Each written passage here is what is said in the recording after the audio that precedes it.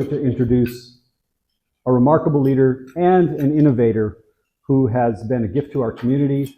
She's been a champion for nonprofit leadership, for business development, and for community empowerment, as many of you know. As president and CEO of the Greater Federal Way Chamber of Commerce, Becca's been at the forefront of promoting economic prosperity in the Greater Federal Way and Seattle-Tacoma Business Corridor. With an extensive and accomplished background as a nonprofit executive, Becca has excelled in various sectors, including business associations, tourism, education, and waterfront development. Her impressive track record boasts significant achievements, which many of you know of, some of you may not. She's increased chamber member retention rates from 61% to an astounding 92%, way above national average, and raising over $3 million in non-dues revenue with the chamber since her arrival. Thank you, Becca. Wow. Yeah, so her leadership spans multiple chambers across the country, and it includes notable positions in Pittsburgh, Austin, and Erie. I didn't know about Erie. Cool. It's my hometown. That's your hometown? Great city on a great lake. I'll be damned. Showcasing her, that's a Montana in me coming out. Her exceptional ability to drive results and her ability to foster community engagement, each of those communities have experienced that, and we appreciate the breadth of that experience.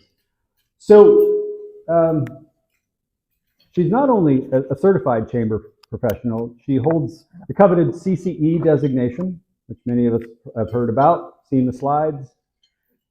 She also is placed among the top 4% because of that certification of chamber executives in the U.S., as well as the only CCE CEO on the West Coast. And I think when we as a board saw that map, we realized how fortunate we were, because literally there's just one dot in the Western U.S., and Becca puts us on the map with that. That's fantastic. So she's a passionate advocate for inclusive economic growth, and that's as a result of having been selected as a fellow for the National Fellowship of Inclusive Economic Growth. So she's got fellowships, memberships, experience. She's got this whole pile of stuff that just makes us proud to have her as our CEO. And since I'm not running for office, I'm not. And neither am I. Yep, no schmoozing. I'm just telling the truth as it is. Beyond her professional accomplishments, Rebecca is a creative soul with a love for literature and the arts. She had her first piece of writing published at the young age of 12. She balances this passion of the arts with a hard-nosed, data-driven philosophy, as many of us have seen. It gives her a unique perspective and a talent for creative and diverse business growth strategies. Innovation, it's a critical factor and a thing that she brings to our chamber that we really appreciate. Rebecca was recently featured as a guest on the Executive Pulse podcast, as well as in a national marketing campaign by Lightcast as an innovative leader in economic development. She's also been asked to speak as a thought and strategic leader at a number of national and regional conferences. So please give a big warm welcome to our chamber CEO, the Pink Ninja Ballerina, and the crumpler of over 3,000 pieces of tossed paper, Rebecca Martin.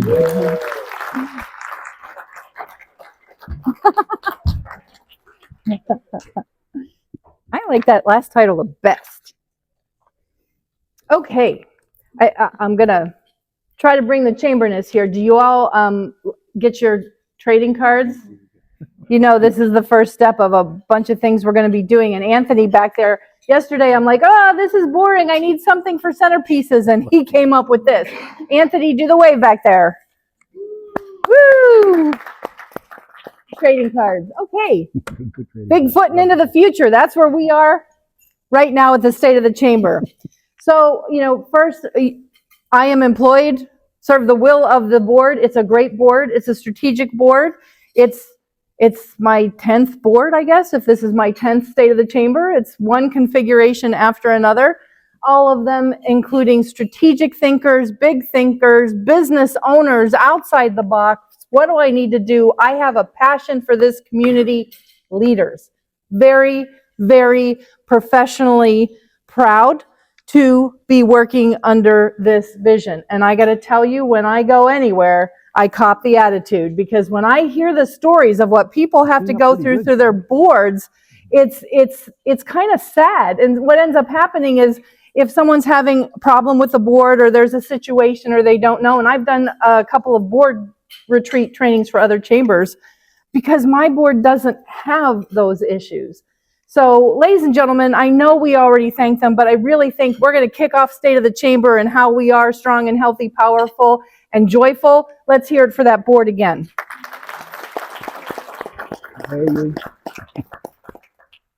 So we can have all the good ideas that we want. We're a membership-supported organization, and that keeps our doors open for the big ideas, the high-impact things we're working on. Investors help us. Yes, we have sponsorship for events that is available at any time as a one-off for anything we're doing. But these people have bundled their support all together at higher levels. That's why you see them in things throughout the year. The Pivotal Partnership is a branded marketing campaign. It is not a one-to-one ROI. It is that's investing in the value of this chamber, its direction, and you as its membership. The other partners are people that say, hey, we want to be recognized. Let's go with our friends, the PAC. Isn't today delicious? Yes. I understand there's cupcakes there, so there better be some on my table when I get done. Where's my staff? And you see that throughout the year. And we could not do what we were doing without some extra support. That's just the bottom line. That's why our chamber is a little bit different than the other chambers you might see in the South Sound. So thank you to all of our investors, always available to talk. The investor packages are something that we tailor make for your business. So it includes not just event sponsorship, but some marketing and some other things too. And I want to, thank you to everybody that's here, but also I want to shout out to Red Canoe, because during the pandemic, when a lot of events and everything got canceled, so the deliverables were off with COVID, Red Canoe stood by this chamber, didn't ask for its money back, and let us work through it with that support. So I know you're here today, so Princess Wave, Bridget. Everybody.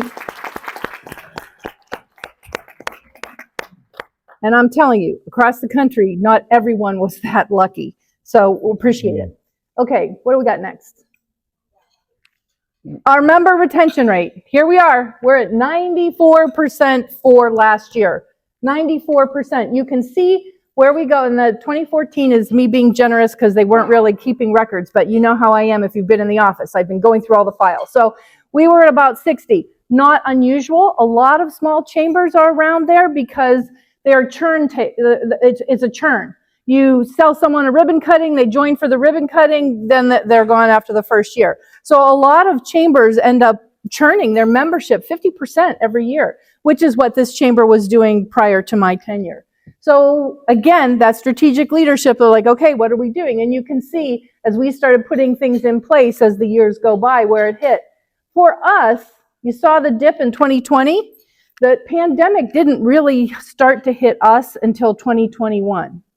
So we were sailing through the pandemic, and other chambers around that were so focused on events and not other value propositions were like in a free fall.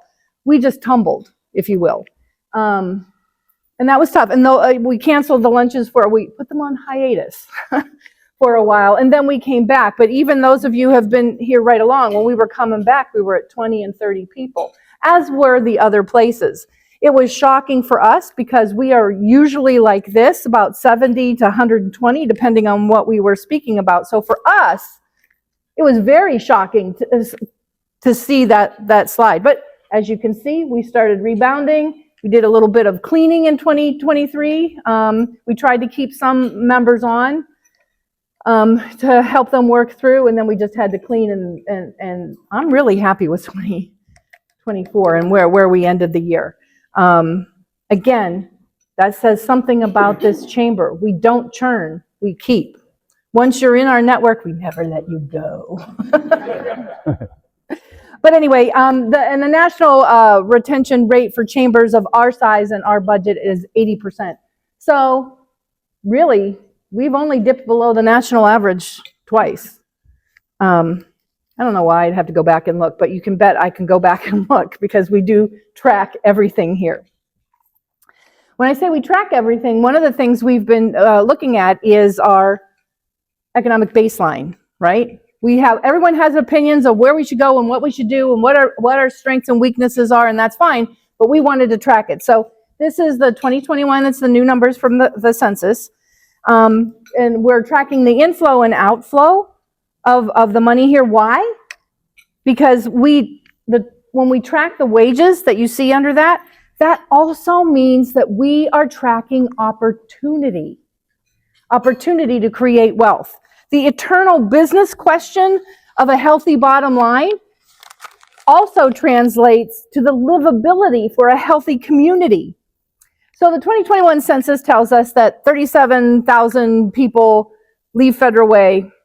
They live here, but they leave Federal Way for work. 27 people come into the city for work but live elsewhere. And about 4,500 people live and work in Federal Way. Interesting demographic on how that money is flowing in and out to our community. But it gives us an interesting pattern, right? But we wanted to be a bit deeper at the chamber, so we looked at the earnings pattern too. So, I mean, there's a lot of math here, so I'm just going to go over. You guys can all calculate it on your phones or computers, calculators. I don't even know what technology we use anymore. But as you can see there on the income ranges, right? This is what's impactful for us. This is why we're doing some of the reports we're doing. 60% of the residents who live in Federal Way but work outside of Federal Way earn more than $3,000 a month. 27 of them earn between $1,200 and $3,000, and 14% earn less than $1,200 a month. 56% of the Federal Way jobs that are filled by outside workers earn, I'm sticking together. They earn more than $3,000. 29 earn between 12 and 3, and 15 earn 12 or less. 42% of the jobs filled by residents earn more than $3,000. 40% earn between 12 and 3, and 18% earn less than $1,200 a month. So if the average rent or mortgage is $2,200 in Federal Way, what does that tell us? So there's a lot of different ways to read data, right? It also tells us that we're a very affordable housing situation. But do we have the jobs and the income for the residents who live here to be able to afford that? Now, don't get me wrong. You want an inflow and outflow. You want people going out and you want people coming in, but you also want a strong base. So more on that as we move along for the year. So we're tracking this. Okay, the other thing we do is the economic dashboards that we do, they track a whole range of data. Occupational diversity by the counties and the state, workforce and housing, the buzzwords as we move forward, housing, workforce, housing. That is something that is hitting the country hard. Safety, overview, demographics, all that and more. So the dashboards are updated regularly. Some of them are monthly, some of them are quarterly, and some of them are annual, like the industry segments, those are annual. But we update them and we provide them in very clean visualizations that make the information easy to digest, because not everyone I know is a data nerd like me.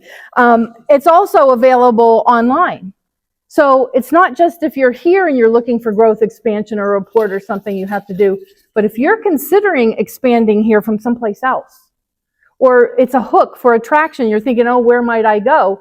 You do all that data, all that research is done with data online. They don't call the phone until they've already looked at this stuff. And that's why we have it up and available for use. But it's not just about the data collection, right? The reports and the assessments that we're doing drive the development of the programming and all the other connections that we make. So what's the point? Why are we tracking economic baselines and all the focus groups and all the research and assessments that we're doing for growth? because over the past 10 years, we have been aligning to industry standards and building on the traditional transactional model of a chamber and moved to a more transformational model of chamberness. Did it work? Let's take a look. So, what we did is we aggregated the 2 5-year retention periods. The first one was the transactional, right? That's a very traditional chamber model. That was at 83%. In 2018, with the support of our legislators and through contracts and other grants, we began to move to the more transformational strategic vision that was based in economic data and research. So look at that second one. The second aggregated retention rate is 86% during a pandemic. So does it work? I say so. So we got to think about, and this is trending. So the other chambers, this is one of the things where we're getting tapped for people to share what we're doing because we're ahead of the curve. Again, in federal way. So yeah, it is woo. I can't tell you how satisfying it is to be at a national conference and have people say, oh, well, I'm trying to do that. And we're 6 years into it. So anyway, so let's talk about what that means, right? Transactional is the traditional model, right? It's sales based.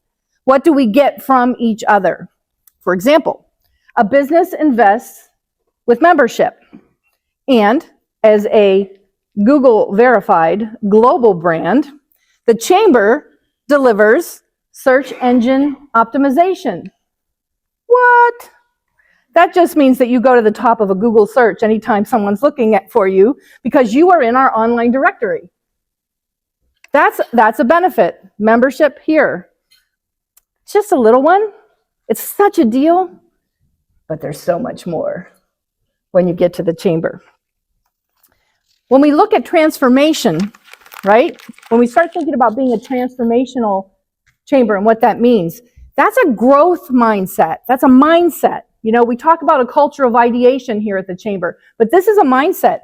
It's about how you're investing short term to build on the opportunity for mid and long term, to build an ecosystem, not just the one-to-one ROI. Hey, that's never going away. That is core. What I just mentioned, if nothing else, you're on the online directory, that is a transactional benefit that has value. That will always be there, but we're building on it.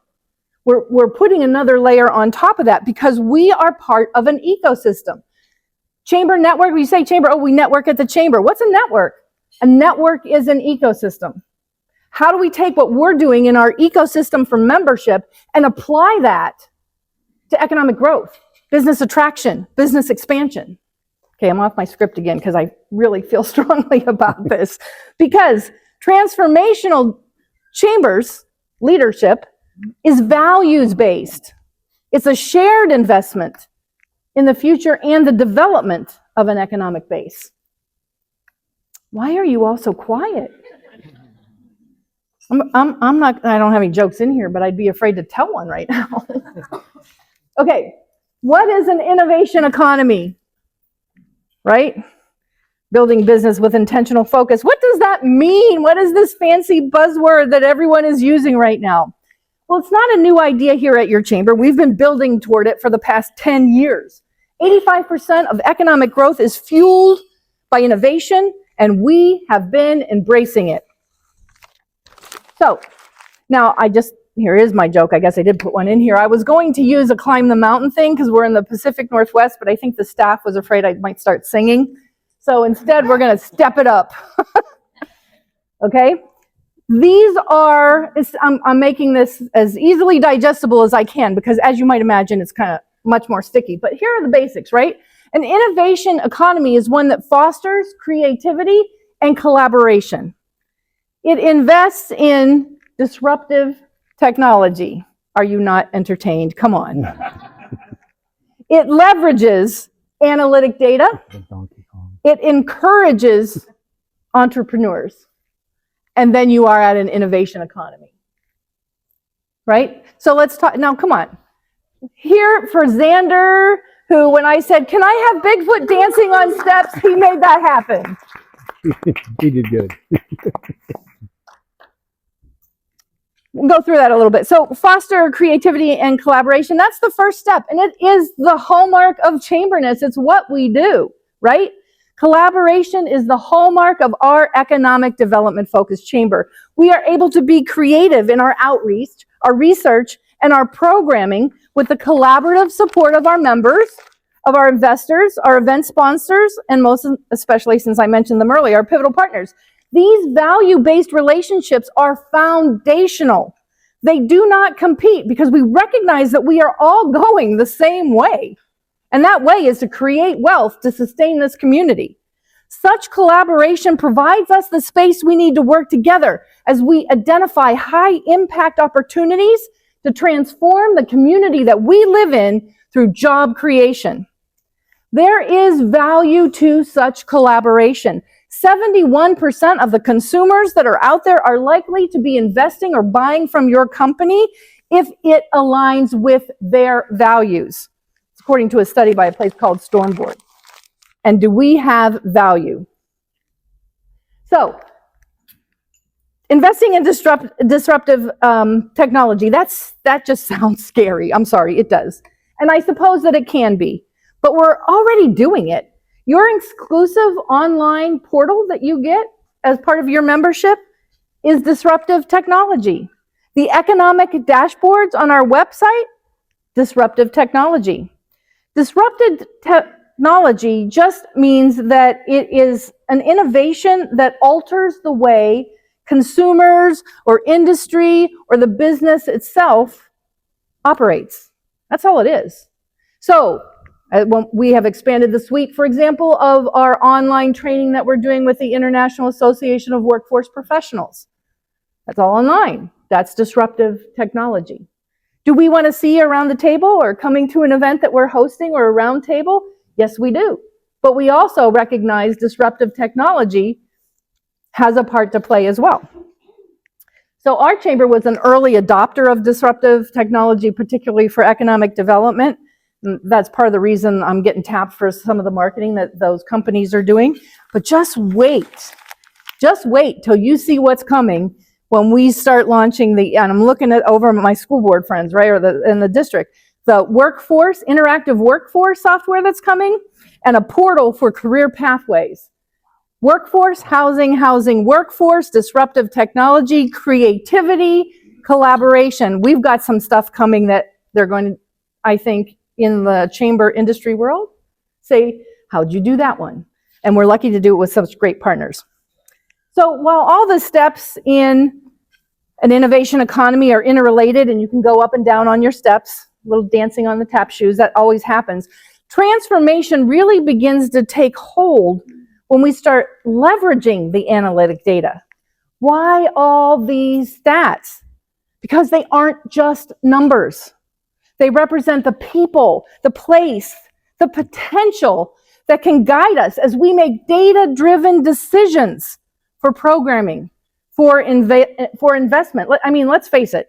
There's only so much time and so much money in any given community, but there's quite a lot of need and great ideas on how to address them.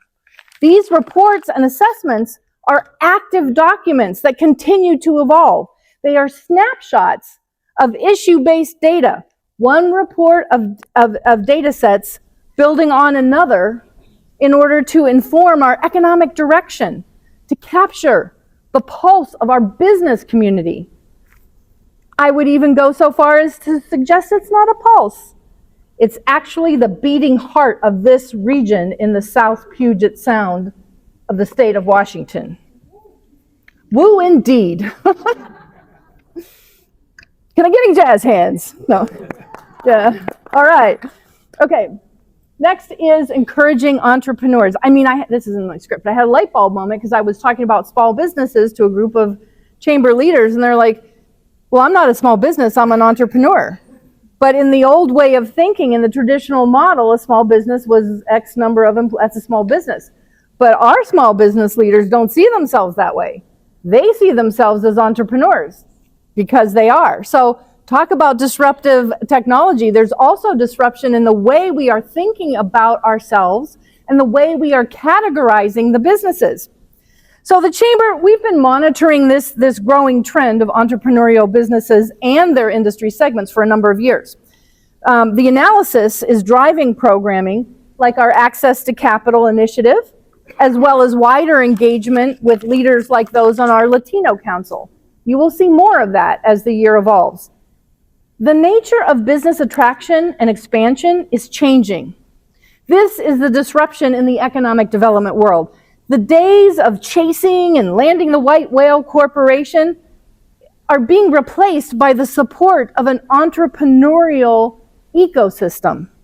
And if you read the book, it didn't end well for Ahab anyway, so we're in a good spot, right? The Chamber understands that entrepreneurs are the engine that drives business growth across this country, and they will continue to diversify our economic base here in Federal Way as we grow into the future. So this is how a new business model is developed in an innovation economy. Building for the future isn't just new products and new services. It's about how those products and services are delivered, about creating new markets while improving the existing ones. Mostly, I think, it's being prepared for absolutely new businesses and their segments to suddenly emerge. That's what fostering creativity and collaboration helps us be prepared for. But think about those buzzwords that were in the steps, right? And how I think about them because to me, they really illustrate the passion that I see in the members that I meet with on the regular. Foster, invest, leverage, encourage. Yeah, these are the buzzwords of an innovation economy, but they are the words that motivate the business leaders in our transformational chamber. We are the face of business, a trusted resource for economic data for business growth. So obviously I was just back from a bunch of national ones, which is why I'm bringing the jazz hands today. So very excited what's ahead for the chamber and the industry, right? So at the recent conference at ACCE particularly, they shared some interesting state of the industry stats, notably the business relevancy data from the Edelman Trust Barometer. It's a global public opinion poll. It tracks trust in major institutions of business, government, media, and nonprofits. The 2024 results, have you looked? They've been doing this for 2 decades. The 2024 results, are you seeing this chart? Business, you are the most you're number one. You're the number one most trusted institution of all those entities. How great is that for the Chamber of Commerce? How great is that for you? You are the most trusted institution. The economic, for the chambers, it means a lot because we're economic organizations with core functions that convene, facilitate, and network those business leaders. Certainly, our past decade here in Greater Federal Way establishes us as a strong, trusted entity with a platform and megaphone for business storytelling. I don't think you should be quiet. You just have been... Come on. That's not me, that's you. I'm just the megaphone, right? So look at this one. It's not only that you're the most trusted business, we're also considered the most competent of all those major institutions. And we're considered incredibly ethical as well, with only nonprofits slightly more ethical than business. Eye-opening, isn't it? When the public has this much trust in business, we have tremendous motivation. We have momentum for inclusive growth within our community. The next one. This is an industry impact slide too. In the 2023 census noted that we had the most applications for entrepreneurial businesses in the country's history in 2023. Not only the solopreneurs, but also businesses that will have staff, that will hire people, that will create jobs, that will sustain our community. Highest in the country in 2023. We're not surprised at the Chamber because we've been tracking this. We believe we will continue to see this entrepreneurial growth and are working on programming and special kind of benefits and services that will support those businesses. We believe that we can create a culture of ideation here in Federal Way, where this is a good place to have and start your business. So just some other trends that the Chamber industry-wide is looking at, and as we go forward, you know, and these are the things that are impacting other Chamber execs across the country. There's a new model for economic development. I've been referencing how that's a different way to do it, but there's a new model for decision making. It's not like, oh, we're going to do it. It's got to be inclusive and it's got to be collaborative. No one organization can do it anymore. That's just not how it works. The other things we have going on, the generational shifts in business leadership. Look around here. You can see it in the Chamber membership all the time. Political fragmentation. I don't have to go on that. Everyone's phone is beeping, so we all see that every day. But here's the other thing. What I thought was interesting, there was a lot of talk and sessions on this. The impact of artificial intelligence and digital advances, you know, the technology. Good, fast, efficient. Bad bots, bad. I mean, because the misinformation, false information can go just as quickly and efficiently as the good stuff. So I have never been happier after sitting through some of those very depressing kind of sessions to have a liberal arts education and have been trained in critical thinking. So school district in Highline, let's give it up for them, because that is going to be, when we talk about the future, there's one of those core things that, you know, you can teach it, but if you don't, you're in trouble. Okay, so in an innovation economy, you can just do it. An innovation economy strengthens our economic base, right? In the rapidly evolving and disrupted world of commerce, we don't even know what the jobs will be or where they will be. But we do know the trends and where there is industry segment growth and where there are talent gaps. An innovation economy prepares us and helps us plan for people, products, and the place we need to be successful. I am so happy in my professional journey that it brought me to the Pacific Northwest and my pal Bigfoot. And we ask ourselves, do we believe?